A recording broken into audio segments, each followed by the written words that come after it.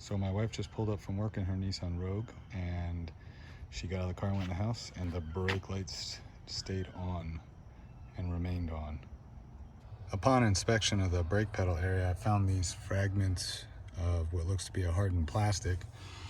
And when I went up to look at the actual sensors on the brake pedal, I found that one of them was actually popped out and broken, and the other one was still there.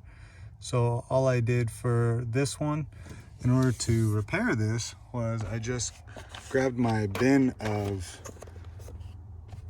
clips for the car, and I basically just popped one out that was roughly the same diameter of the part that broke off, and I stuck it in there.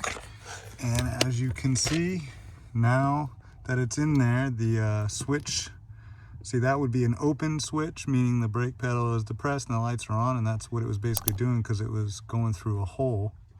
And with that in there, now it compresses the brake pedal and shows closed, and the brake lights turn off.